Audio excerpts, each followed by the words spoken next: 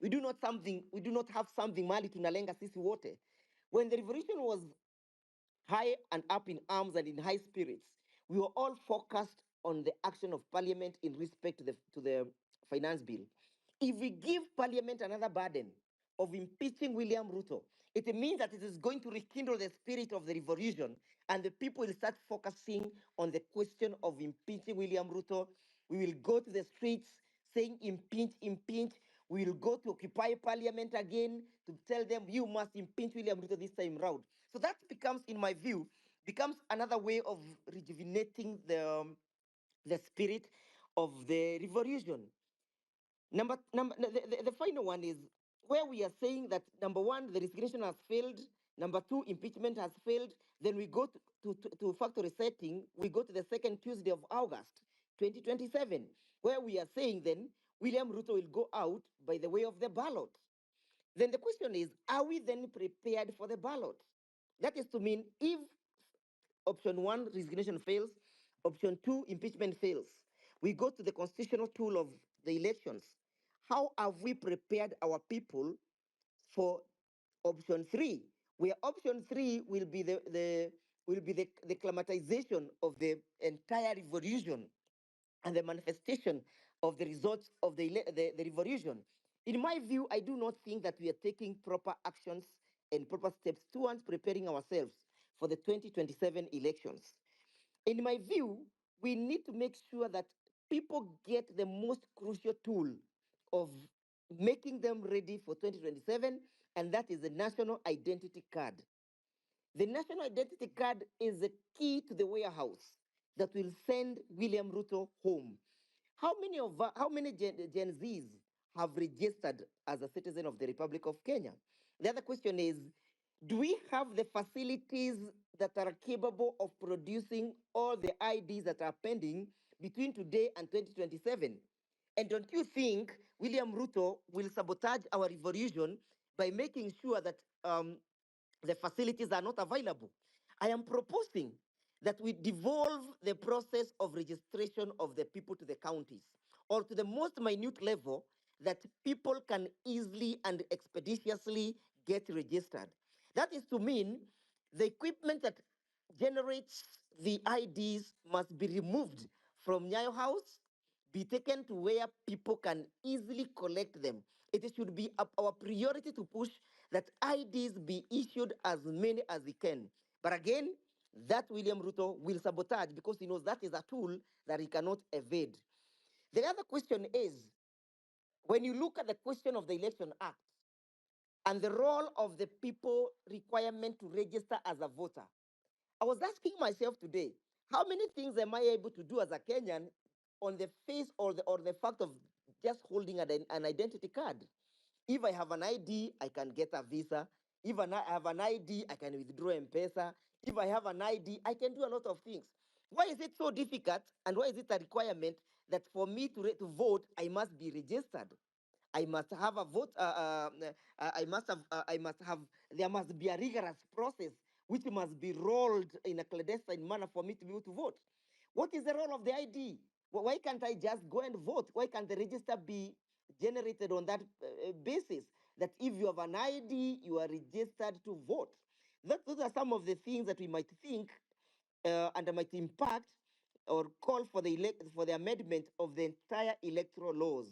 We have made various proposals in that respect about the question of how the elections can be expedited and how everybody can be involved in the process of the elections. As I sum up, I've had the latter speaker, the member Silasia, speak about a referendum. In my view, we are not yet ready for that. If we say that we want to take the country to a referendum, we'll be losing our eyes from the ball.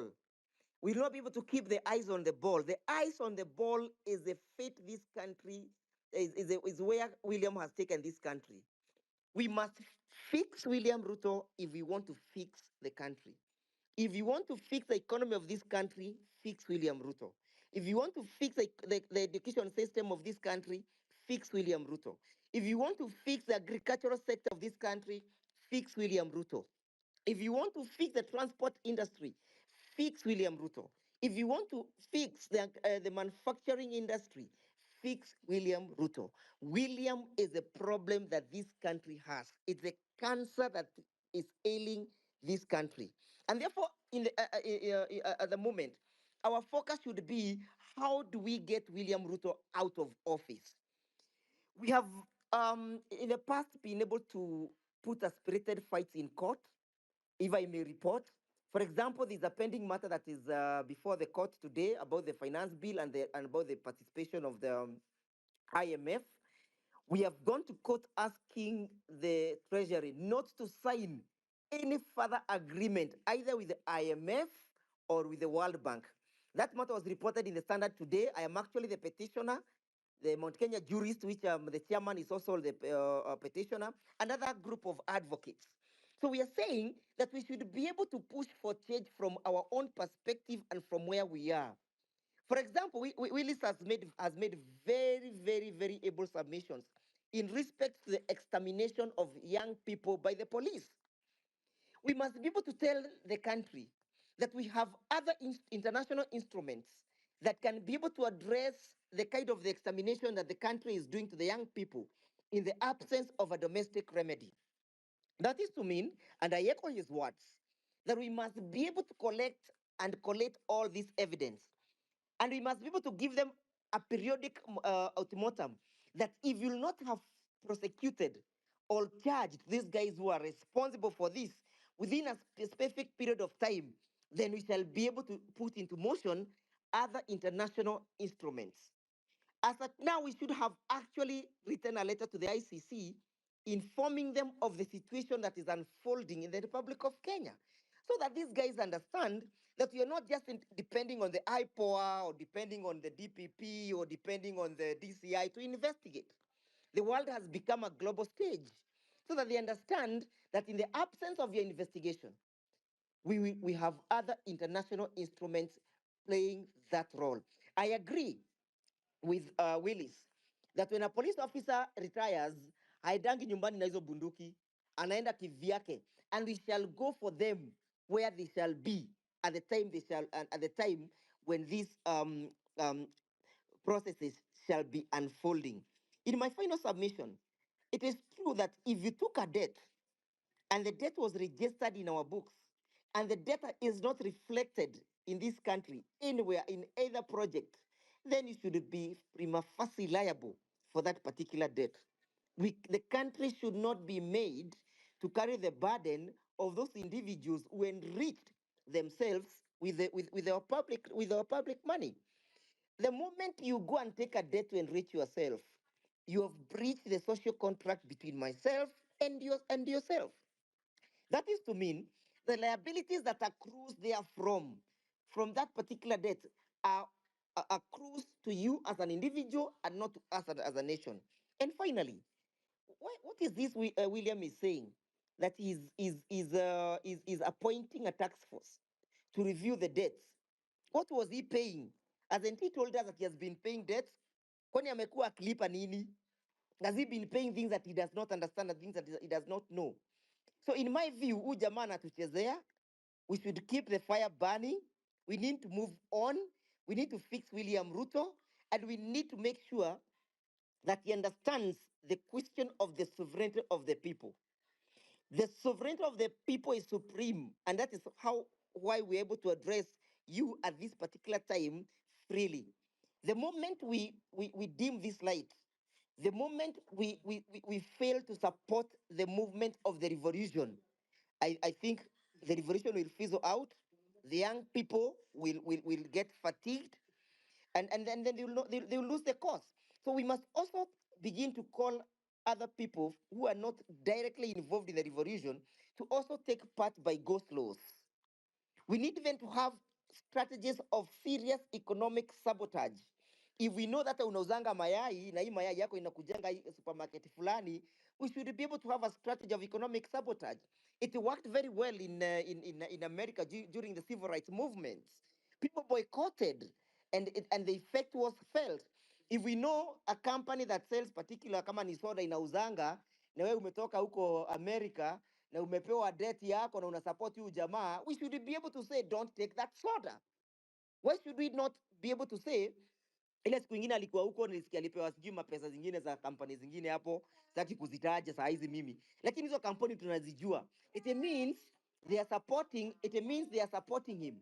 Why should we continue supporting their products to support a tyranny or support a dictator who is sabotaging our economy? So those strategies of economic sabotage should be applied so that they also feel the pain and so that we may share this pain equally. I'm so humbled for the time granted to me to make my humble submissions. Thank you. Thank you very much, Wakili. Asante sana. That one needs some break. I mean, I've learned a lot of things about your submission. We are a country that is carrying debt that we don't know what it is paying for, who borrowed the debt, and why. Someone asked me the other day that the government is not creating jobs. The government does not create jobs. The government creates an enabling environment for you to create a job. Kazi ya serikali ni kukupatia environment poa ndio ufanye kazi. Serikali ikiandika daktari, haija create kazi ya daktari.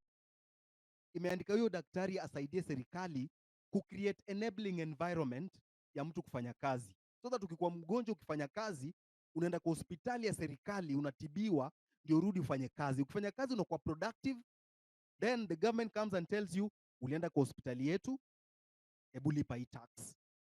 Essentially, haufai kulipa pesa kwa hospitali kwa sababu unalipa tax. So kazi ya serikali ni kukupatia the right environment ya wewe kufanya kazi. And when you work, that's when you create a job. For example, kama wewe ni engineer, that is your work. Uko na skill ya engineering. So una create kampuni yako ya kutengeneza bridge. So kwa hiyo kampuni yako utaandika watu, au watu umewapatia job. So your work has created a job. So serikali kazi yake ni ku create environment ndio wewe ufanye nini, thrive, ukwe productive. So when you are productive, ndio serikali inakuja nasema, juu hapo umekuwa productive, hebu nipatie hata 10%.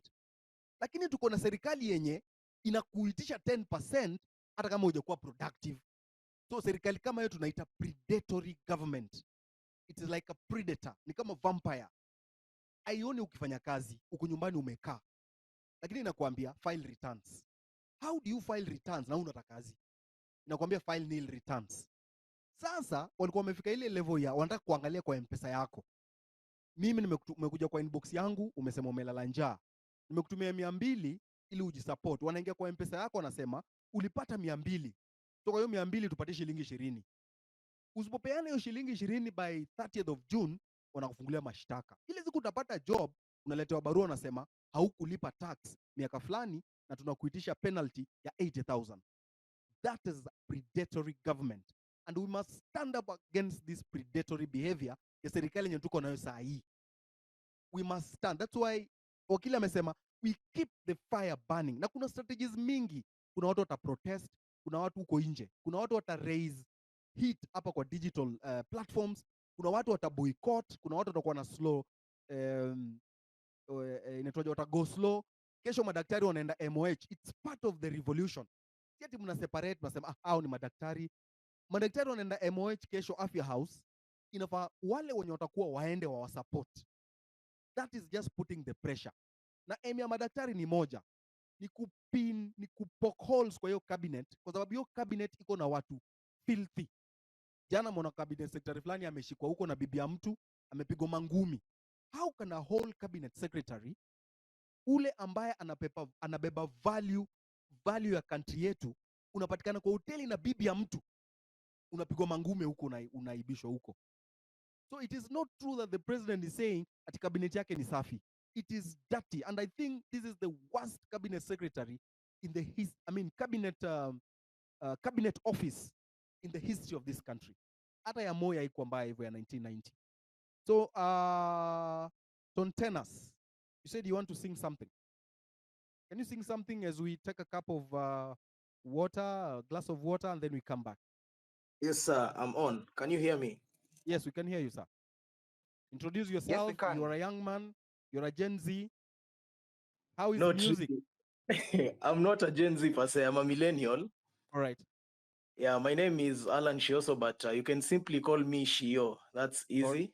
Yes. I'm a performing artist under right. this entity called Tontenas Entertainment.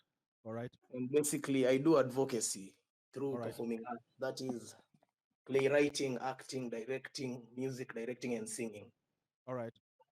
So today I'll do an original piece of Before you go to whatever. the original piece, how is the environment?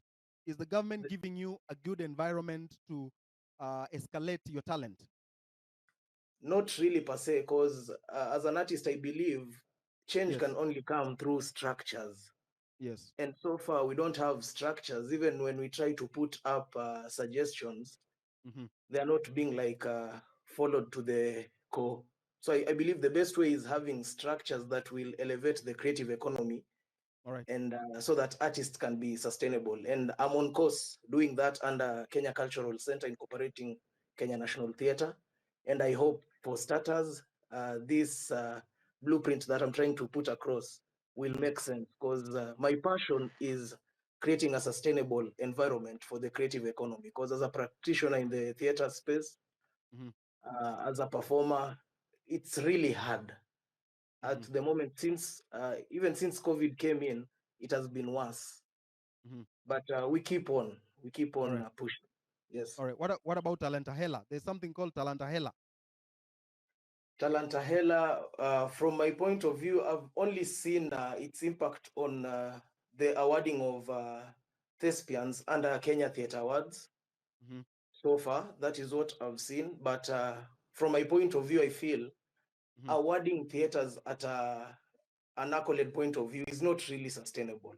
We All right. need programs under the Kenya Cultural Center, for example, for the thespians, Mm-hmm. that have structure that can be funded and bring artists on board, so that we shape their talents according to art and culture in this country. And in the same way, I believe art and culture is not more of tribe. We can commercialize our ethnicities Mm-hmm. positively, yeah, All right. and create a unity of purpose.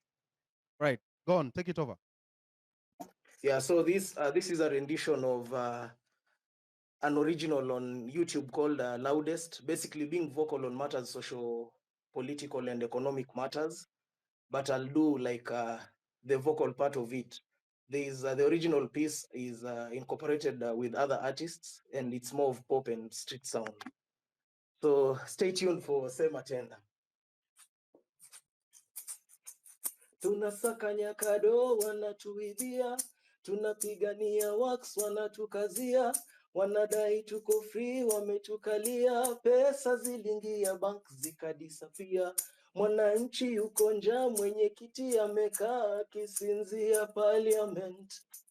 Ufisadi umejaa, wa maombi wamekaa wakingojea ka sacrament. So potelea pote kama chwani kwa mkono ya polisi traffic.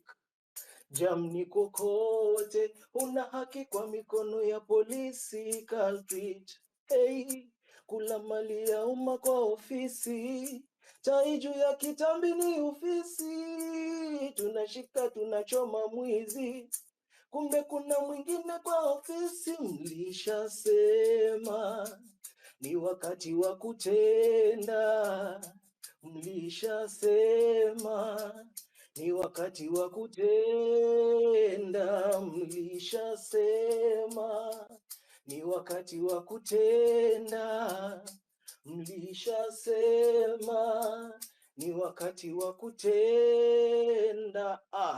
Unapenda mnene juu anakupa vinene, miaka 5 mitini juu utamona kwa teli, kuongeza madeni mifuko ndefu karele, mpeleke kotini atatoka na deni, jukani kesi hakuna za wadosi, nimewadadisi amnaga mikosi, mnaiba mnasema ni mokozi, wananchi wakiteta mnawaitia mapolisi. Yo sanseni samesi, unajua ni usanii tu, sanseni samesi, unajua ni kuimba tu, usinifinye hapo, usinifinye hapo. Mlishasema ni wakati wa kutenda, mlishasema ni wakati wa kutenda, mlishasema ni wakati wa kutenda, mlishasema ni wakati wa kutenda. Thank you. Thank you very much. Where are you? Where are you? Where's your studio? Where can people get you? Because your songs sound to be revolution songs. And I'm sure as we go on with this revolution, we want more of these songs. Where can we get you? On social media or the physical studio? Physical studio. Physical studio, currently we are at Kitengela. Yes. Chairman Road behind Eastmart. All right. Yeah, that is where the basic, like the physical studio is, but on social media platforms, you can find us on Tontenas. And Yes. we occasionally hold shows at Kenya National Theatre. All right. Yeah. Thank you very much. Can we have Milton? Milton? Thank you, sir. Thank you so much, Amerix. Yes.